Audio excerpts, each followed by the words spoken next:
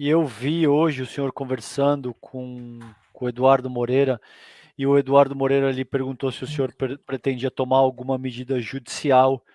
E como é que o senhor sente essa questão? Eu sinto assim de que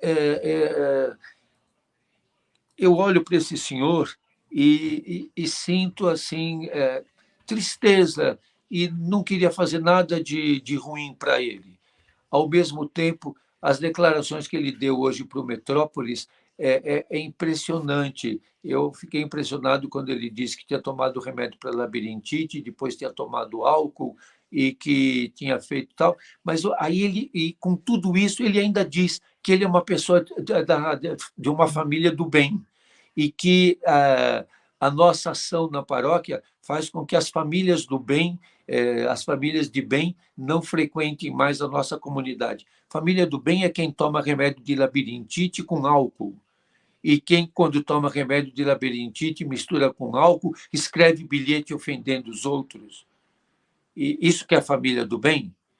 E depois dizer que vai pedir a revogação da doação, uma coisa que é impossível, porque já a escritura feita do terreno onde a paróquia está há mais de 60 anos, porque lá se tornou um ponto político e não religioso. Então, essa questão. Por que, que ele viu que é político? Porque se acolhe a população em situação de rua e porque lá tem uma plaquinha dessas de homenagem a Marielle, aquelas plaquinhas que até na campanha eleitoral alguém quebrou aquela plaquinha. Há poucos dias, quem nos visitou lá e participou da roda de conversa com os irmãos de rua foi a mãe da Marielle. E ela ficou impressionada do que as pessoas em situação de rua falaram para ela. Todos sabiam quem era a Marielle e todos consolaram aquela a mãe. E todos falaram para ela da luta que deveria de continuar e de como eles sofrem o preconceito e a discriminação. Então, a solidariedade aos pobres é um ato político. Realmente é um ato político, mas que fica nessa polarização, querendo partidarizar as questões. A gente não pode perder o discernimento. E aí, quando você lembrou da conversa com o Eduardo Moreira, alguns estão dizendo para mim, não deixe de representar. Claro que isso não vai, e a gente não quer nenhuma pena, nenhuma punição para a pessoa. O que mais eu gostaria é que a gente fosse encontrando caminhos de superação dessa polarização, superação do ódio, superação e através de maior tolerância, de maior convivência. E agora há pouco estava falando com um grupo de universitários que a gente tem que trabalhar dois conceitos que estão muito esquecidos na sociedade: de equidade, de uma sociedade equânime e de uma sociedade e de um grupo político e universitário que pense o bem comum. Nós parece que esquecemos desses conceitos de equidade e de bem comum. A cada um aquilo que ele necessita e pensarmos no bem de todos a partir dos mais fracos e dos abandonados. Uhum. Padre Júlio, tem algumas manifestações aqui da nossa comunidade, eu queria lê-las para o senhor, começando pela Verônica Nascimento. Todo amor, respeito e admiração ao Padre Júlio, da Bahia Antifascista.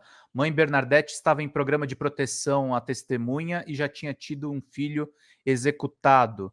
Temos aqui a Carol P, que mandou toda a minha solidariedade e afeto ao Padre Júlio, um verdadeiro missionário e mensageiro da palavra de Jesus. Deus te abençoe, Padre Júlio, diz a Carol aqui. Dani Linhares, força Padre Júlio, o senhor é necessário. Berenice Damasceno, Padre Júlio, exemplo de vida dedicada ao próximo. Um abraço ao senhor. Teve aqui o Ricardo da Silva que mandou aqui que Deus continue abençoando o Padre Júlio e que o Padre Júlio abençoe a todos nós. Acho que não sei se ele veio que pediu aqui, mas acho que foi isso também. E a Fernando Galindo mandou pra gente: toda a força ao amigo Padre Júlio Lancelotti na sua luta pelos irmãos em situação de rua. Boa live, amigos. Brigadíssimo. Tem a primeira pergunta aqui. Maria Cristina Ferreira Silveira pergunta para o Padre Júlio: o senhor sempre foi vítima desse tipo de ameaça ou isso começou a ocorrer há algum tempo, Padre? Não, isso é recorrente. Você sabe que na minha vida, eu contei já isso em alguns lugares, 4 pessoas, depois de bons anos, vieram me dizer que iam me matar e por que não conseguiram. E como foi todo o processo, e como chegou, e como que não conseguiu, e por que não conseguiu, e por que estavam naquele momento arrependidas. Eu tive que um dia conversar com uma pessoa que tinha recebido a encomenda de me matar e de me atropelar, e eu tive que conversar com ele umas boas horas para que ele acreditasse no que eu estava falando e que fizesse a renegociação de que não ia me matar. Então, ameaças, xingatórios e todas as formas para destruir, isso é muito presente. E isso tem muitas questões.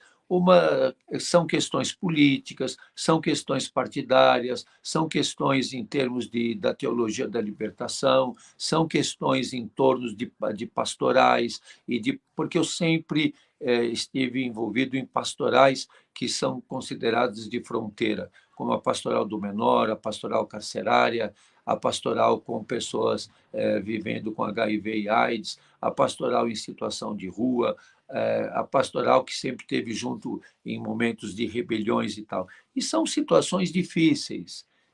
Eu nunca atuei em mais de 38 anos como padre em atividades que não fossem atividades de fronteira. Por que isso? Por circunstâncias da vida, por ter sido formado no tempo de Dom Paulo Evaristo Cardeal Arnes, de Dom Luciano Pedro Mendes de Almeida, que tínhamos como grande sinal de esperança e de exemplo para nós Dom Helder Câmara.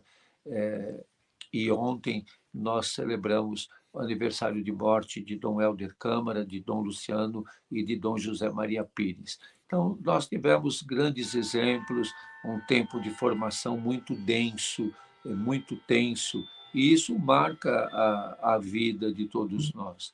E são muitos os lutadores. Nós temos aqui em São Paulo a memória de Santo Dias da Silva, como temos no Brasil a memória de Dório Stang, de Margarida Alves, temos agora a nossa mãe Bernadette, e são tantos os exemplos de tantas pessoas que lutam e que lutaram. Dom Pedro Cassaldáliga, são tantos, né? E eu tenho muito consciência que a luta não começou conosco e nem vai acabar em nós. É uma luta que continua e que outros vão continuar. Eu tenho dito de que a morte vai me encontrar lutando e numa luta da qual eu vou muito mais perder do que ganhar. E eu não luto para ganhar, eu luto para ser fiel até o fim. Então é uma luta difícil e é uma luta ferido.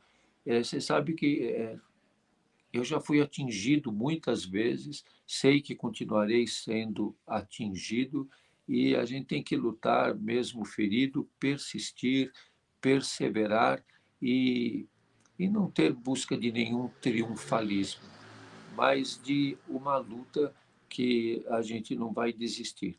Num mundo cheio de contradições, onde também nós somos fracos e também temos situações de fragilidade e de dificuldade. Mas a gente tem que continuar lutando.